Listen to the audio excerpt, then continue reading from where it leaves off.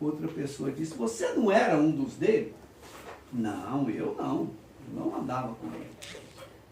Aí mais na frente, passado um determinado tempo, uma pessoa chegou para ele e falou assim, você era um dos deles. Ele falou, não conheci ele. Ele falou assim, você era um dos deles porque até a sua voz te condena que você era um dos deles. A presença de Jesus na vida de Pedro era tão grande que ele não conseguia esconder que era um dos discípulos de Jesus, um dos apóstolos. E quando ele negou, que ela disse, até a tua voz te condena, que tu é um dos deles, aí o galo cantou. Depois da terceira vez que ele negou Jesus, aí ele se lembrou do que Jesus havia falado para ele. Mas a Bíblia diz que Pedro se arrependeu, naquele momento ele se arrependeu. E ele foi e se arrependeu e pediu perdão, e Jesus ressuscita. Depois que Jesus ressuscita, aí aconteceu todo aquele alvoroço em Jerusalém, e Pedro, pela confirmação do perdão de Deus sobre a vida dele, em uma pregação lá em Atos dos Apóstolos, ele conseguiu ganhar quase 3.000 almas para Jesus em uma só pregação. Porque a presença de Deus voltou sobre a vida de Pedro. Glória a Deus.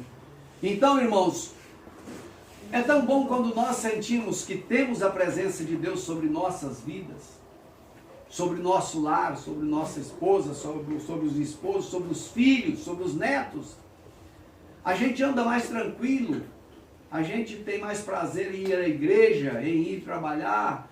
Eu todos os dias quando eu oro, levanto, já oro e tal, que eu saio e eu falo, nossa, será que eu já orei hoje? Mas não, só orei quando eu ajoelhei. Levantei, já ajoelhei e orei e tal, e eu vou com aquela sensação de dever cumprido, de que o Senhor está guardando o meu lar. A presença dele sobre minha família é grandiosa. Então, meus irmãos, nós queremos dizer para os irmãos sobre a presença de Deus na nossa vida. É uma coisa que nos faz diferente. Moisés disse, Senhor, se tu não fores, como eu li no início, se tu não fores conosco, se a tua presença não estiver conosco, nós nem sairemos deste lugar. Porque como que nós vamos saber se o Senhor está conosco mesmo, se a tua presença não estiver? E não é a tua presença que nos faz diferente de todos os moradores da terra, não é o teu povo, não é diferente por causa da tua presença? Então, meus irmãos, a presença de Deus é fundamental na vida do homem. E é justamente por isso que todos falaram bem de você aqui hoje, irmão. Porque nós sabemos que a presença do Senhor anda sobre sua vida. Nós sabemos que o Senhor anda contigo. E nenhuma das suas pernadas, andando para lá e para cá, nenhum dos seus esforços vai ser vão no Senhor. A prova está aqui, ó, os testemunhos que dão sobre a sua vida. Isso aí é fundamental. Continua na obra. Nunca deixe a presença do Senhor te soltar. Que ela sempre esteja ao teu lado, segurando a sua vida. Que o Senhor possa, nesta noite, também abençoar a cada um. Aqueles que querem e são abençoados por Deus. Que todos possam sentir que Deus está presente, que Deus está caminhando, que Deus está trilhando com você. Guarda a palavra de Deus no seu coração, para que você não venha pecar contra Deus. E se porventura pecou ou pecar, irmãos, não desista.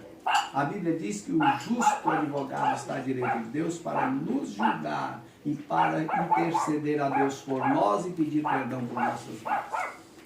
Então, meus irmãos, que a graça do nosso Senhor Jesus Cristo, a presença de Deus seja sobre cada um nesta noite e permaneça com cada um, para que o Senhor mostre para cada um a diferença entre aquele que tem a graça e a presença de Deus e aquele que não tem. Aquele que direciona a sua vida e aquele que não tem a direção de Deus. Que Deus possa abençoar esse ponto de pregação. Isso aqui nós vemos pela fé que se tornará uma igreja e uma igreja abençoada. Por quê? Porque está sob a presença de Deus, sob a direção de Deus. E quando nós fazemos algo sob a direção de Deus, nós temos certeza de que a bênção vem. E eu já estarei terminando rapidinho aqui. Eu sempre gosto de falar sobre quando Deus nos abençoa, quando nós sentimos que Deus está olhando e falando assim, não, eu estou no controle. E eu queria falar rapidinho aqui um acontecimento conosco. Eu sempre dou testemunho, não importa, irmão, se grande, pequeno, se é antigo ou novo, mas sempre procuro testemunhar da minha vida. E eu e minha esposa tivemos um problema muito sério em 88, com o atropelamento da minha filha, a Kelly, que é a esposa do Fio, alguns irmãos alguns conhecem. E ela tinha 5 anos e um Fiat 147 pegou ela em velocidade, jogou para cima, ela caiu no capô e caiu para debaixo do carro e ele arrastou ela no asfalto com o rosto, o ombro e o quadril. A sua perna entrou na saída do motor, no coletor, deu uma queimadura de 3º grau. E quando eu saí de casa, eu falei, Senhor, abençoe meu lar, está nas tuas mãos. Eu não tenho quase nada, mas o que eu tenho foi o Senhor que me deu. Guarda o meu lar, guarda os meus. E aí meu irmão chegou correndo na porta da igreja, eu falei, aconteceu alguma coisa. Ele chegou, aí eu fui lá na porta, ele falou, não, vou correr, volta. Um carro atropelou sua filha ali, e estão te chamando. E eu peguei e saí. Antes, eu comecei a querer desesperar ali naquele momento, mas eu peguei e lembrei do que eu tinha orado na hora que eu saí para a igreja. Eu falei, Senhor, tudo é teu, então toma conta do meu lar. Aí voltei e falei para o pastor, vamos orar primeiro. Orou, cheguei lá, um tumulto, tal, aquele negócio todo. E eu olhei para ela assim, um rapaz que tinha atropelado, estava lá na beira da pista, uma multidão de gente, e ele falou assim, não, eu ia levar sua filha para o hospital, mas ela virou e começou a gritar, querendo pai, mãe, mas eu vi que ela estava bem. Eu falei, não, você está falando que ela está bem. Quando eu cheguei na minha casa, minha esposa estava em choque, e a hora que eu olhei a minha filha, aí eu fiquei meio assim, falei, misericórdia, ela falou que ela estava bem. Botei ela dentro do carro, cheguei lá e falei, companheiro, vem cá, o que é que você quer? Falei, se fosse sua filha, você teria coragem de dizer que está bem? Ah, mas ela começou a gritar, eu falei, não, tudo bem, eu só queria saber se fosse sua filha, o que você diria. Falei, tudo bem. Aí entrei no carro, levei ela para o hospital de base. Chegando lá, os médicos, daqui a pouco me chamou, o senhor é o que dela? Eu falei, pai. Aí o médico virou para mim e falou assim, qual é o seu santo?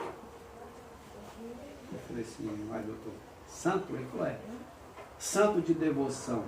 Eu falei, o meu é o que manda em todos, o meu é Deus. Ele falou, então agradeça a seu Deus, que esse acidente era para sua filha morrer.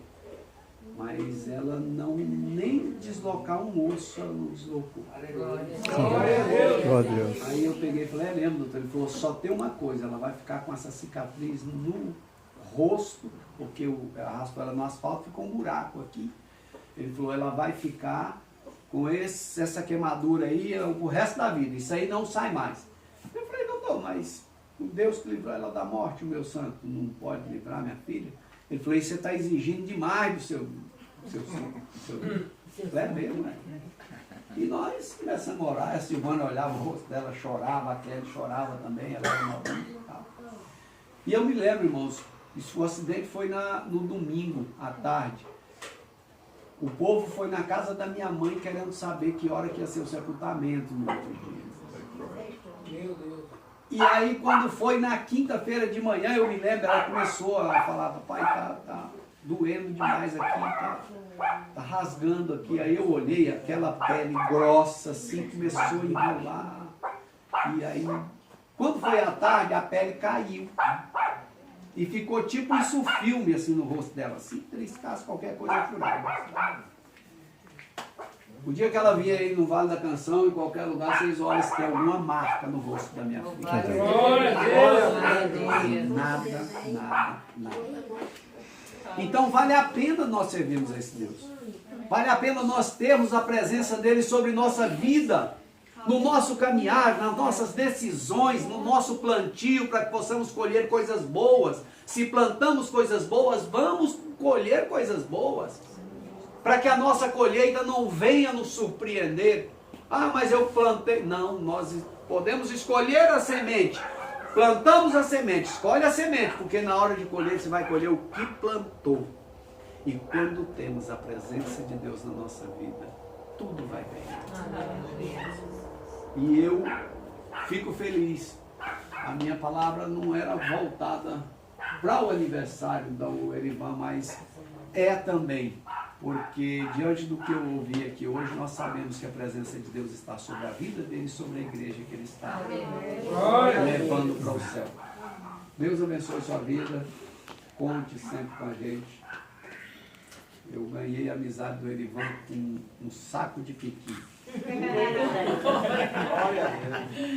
Eu trouxe um piqui lá do Tocantins, aí o pessoal falou, meu neto falou assim, a tia Dani e o Erivan ama piqui. É meu, Aí eu peguei um saco assim, cheguei e falei, rapaz, você gosta de piqui, tá aqui. Nossa, aí pronto, aí que a amizade ficou sólida.